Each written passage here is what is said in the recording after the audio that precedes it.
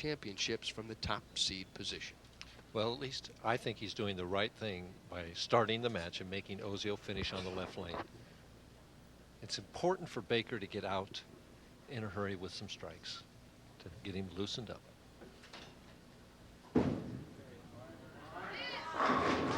That's that power we talked about. That's power plus there. Just shredded the rack with that opening shot. That's got to boost his confidence.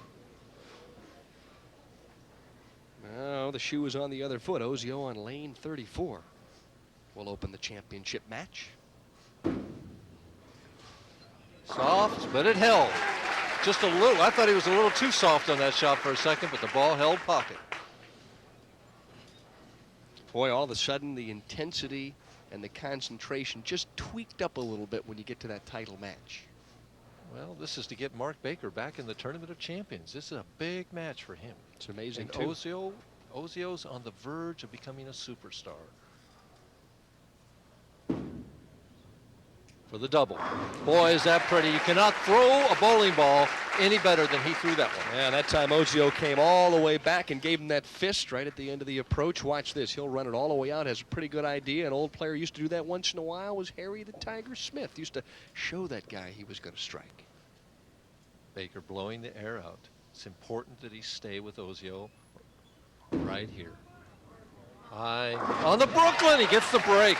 Well, that may be the break he needs in a title match. He's bowled good at times and not come up with enough, and at other times, obviously, bowled very poorly. Shot 150 here in 1985. We see his average for 1987, 211, which is down from last year, I think, for him. Had a rough winter. Actually went home with 3 weeks to go because he mental attitude, as he admits, was not the best. He said this week he bowled, didn't get angry. Shot 150, came by and said to Harry Smith, said, just had a rough game there. Just take the lead right here.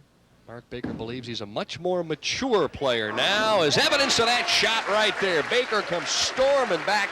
Big, strong shot on the left-hand lane. Well, he's feeling good as he's an avid Laker fan, and they became world champs this week. So you were going to get that in somewhere, wouldn't you? I just knew that was going to come.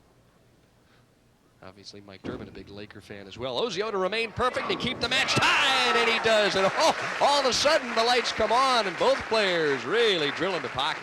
And Ozio, whose head is really into this match right now, immediately looks and asks for the re-rack. By the way, Dan, our re-rack rule is that in order to get the re-rack, you're allowed 3 in a game and 3 only.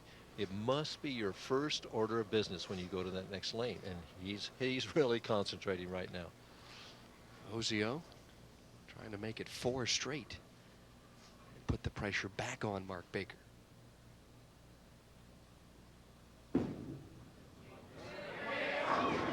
And the 10-pin. He knew it. You could see the way he was running it out. It wasn't quite as aggressive as he had been in some other shots.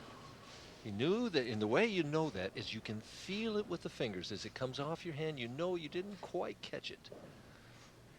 And that's when you pray to the bowling gods for a half 10, right? Or you ask that maybe something will hit it. Well, both players off to a very quick start indeed. Don't go too far because you might miss something. Baker leads by 1, but that's not nearly enough. Sweet check on top, Mike Durbin, 18,000. Right. The loser of this match is going to wind up with 9,500. 7,000 for third, 5,500, 4,500. Nice payout. And what a gorgeous trophy, emblematic of winning the 1987 $125,000 Kessler Open. Mark Baker blowing on those fingers a little bit, trying to stay loose, rightfully so. He has started with 3 strikes. So did Ozio, but Ozio left a 10-pin in the 4th frame and converted the spare. For 4 in a row.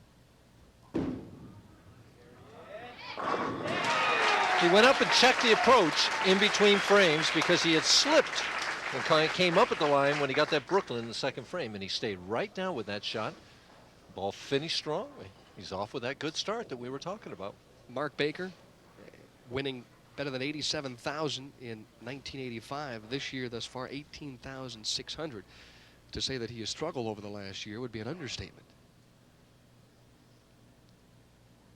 Uh-oh. key to Mark's game mental right problem now. there. No. The key to Mark's game, that was good, is he wants to stay slow. He has a tendency, because he's young and strong and aggressive, to get going too fast. And he knows that out here with the long oil pattern that the PBA puts up, he needs to stay slow. And he was just going too fast then. He stopped himself. Trying for 5 in a row. Gave him a lot of room. He hit that thing. Oh, my. 2-8. Oh, and the 2-8 is the spare that last year in Kansas City against Walter Ray Williams, he missed this in the 9th frame and then missed it in the 10th frame. And Walter Ray then opened in the 10th to let him win. But it's not one of his favorite spares, Dan. No, brother. And obviously all that creeping back into your mind. Let's see if he can fight it off and pick up the spare. Has it. Stood up in a hurry and took a quick look at it, too, as he waves up to Mike Durbin. That's tough. You know, many times it's that mental game that's the difference between being a champion and being an also-ran. Ozio, who is mentally tough right now. Perfect. He knew it. You're not going to see this 33-year-old pro buckle under the pressure. He is a tremendous pressure bowler. Asked for a re-rack again on lane 33, a second. He only gets one more.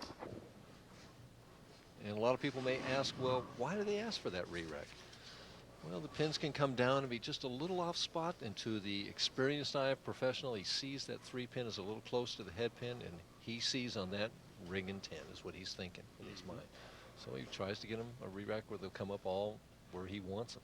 Strikes here. He takes the lead back by a stick. Oh, and a solid 10-pin.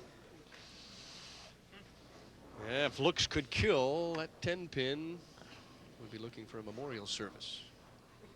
Ozio, who's left a number of 10 pins on lane 33, must finish on that lane in the 10th frame. A couple of very good shots and a couple of 10 pins. Boy, what can you say? No trouble with the spare. Well, I know David's wife Lisa and his daughter Heather probably hovered close to the television set in Vidor, Texas, watching this one. Boy, it's almost tougher to watch than it is to bowl. Oh, you got no control there. Baker leading by 9. Keeps his lead. One point we haven't really touched on, Mike, is the reason why he really has struggled over the last year or so. It's basically because of some ligaments in his lower back. He has really struggled, has had a lot of pain. Said this week it's not too bad, but he is icing his back after every single round now in the PBA Tour, and then he has to heat it up a little bit in the morning. Before he starts, he wants to get it loose. He does some exercises, but he says as long as he does that, he's not too bad.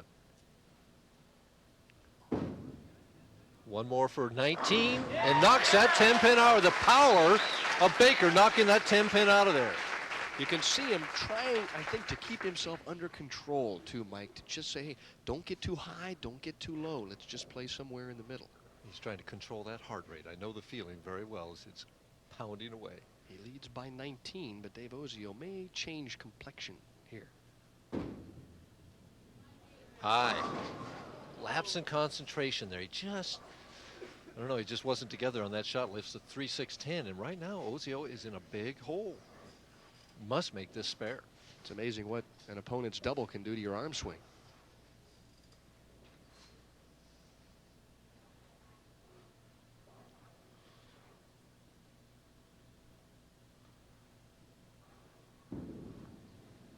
And has it. No problem. Ozio trailing by 22 pins.